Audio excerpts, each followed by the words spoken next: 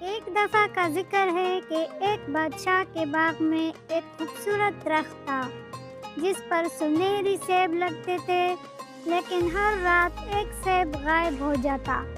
بادشاہ بہت پریشان ہوا اور اپنے 3 بیٹوں کو کہا کہ وہ اس چوری کا پتہ لگائے۔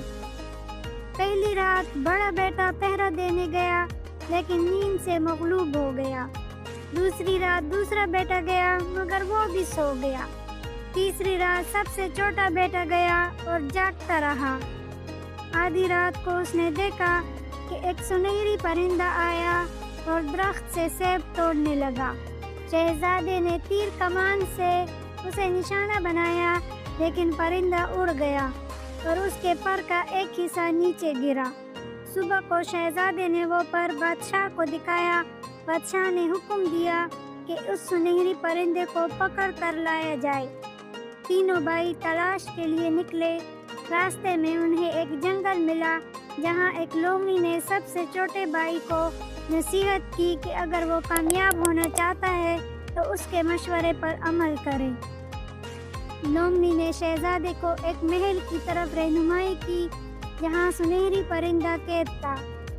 شہزادے نے لومڑی کی بات مانتے ہوئے چپکے سے پرندے کو حاصل کر لیا، لیکن اس کے بھائیوں نے حسد کی وجہ سے اسے دھوکہ دیا اور اس کے بغیر محل واپس آ گئے۔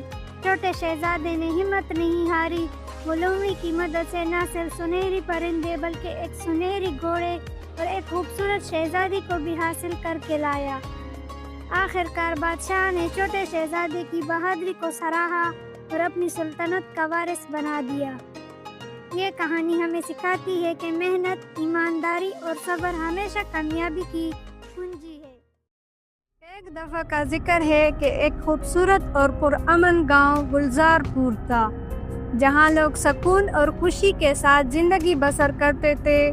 گاؤں کے بیچوں بیچ ایک پرانی لائبریری تھی جسے لوگ علم کا خزانہ کہتے تھے۔ یہ لائبریری ایک بوڑھے شخص بابا نعیم کے زیر نگرانی تھی جو ہمیشہ بچوں کو کتابوں کے ذریعے کہانیاں سناتے اور ان میں علم کا شوق پیدا کرتے تھے۔ ایک دن لائبریری میں ایک عجیب واقعہ ہوا۔ رات کے وقت بابا نعیم لائبریری بند کر کے گھر چلے گئے تو کتابوں میں زندگی جاگ اٹھی۔ کتابوں کے کردار لائبریری کے اندر گھومنے لگے اور ان کے درمیان ایک بحث شروع ہو گئی۔ ایک تاریخی کردار بادشاہ سکندر اور ایک جادوئی کتاب کے جادوگرنی ذالین کے درمیان تلخی ہو گئی۔ ذالین چاہتی تھی کہ دنیا پر جادو کا راج ہو، لیکن سکندر نے کہا کہ علم اور حکمت ہی دنیا کو بہتر بنا سکتے ہیں۔ اگلی صبح جب بابا نعیم لائبریری پہنچے تو کتابیں بے ترتیب پڑی تھی اور کچھ صفحات ادھر ادھر بکھرے ہوئے تھے۔ بابا نعیم نے فوراً سمجھا کہ کچھ غیر معمولی ہوا ہے۔ انہوں نے گاؤں کے 3 بچوں علی، زارا اور کاشف کو بلایا اور انہیں ساری بات بتائی۔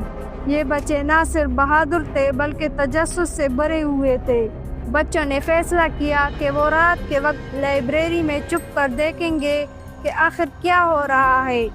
جیسے ہی رات ہوئی وہ تینوں ایک کونے میں چھپ گئے۔ نصف شب کے وقت جادوئی کتاب چمکنے لگی اور اس میں سے ذالین باہر نکلی۔ ذالین نے کہا، یہ دنیا میری ہوگی، میں تمام کتابوں کو جادو سے قید کر دوں گی تاکہ لوگ صرف میری کہانیاں سنیں۔ بچوں نے ہمت دکھائی اور ذالین کا سامنا کیا۔ علی نے سکندر کی کتاب کھولی اور سکندر خود لائبریری میں نمودار ہوا۔ ذالین اور سکندر کے درمیان ایک زبردست بحث شروع ہو گئی۔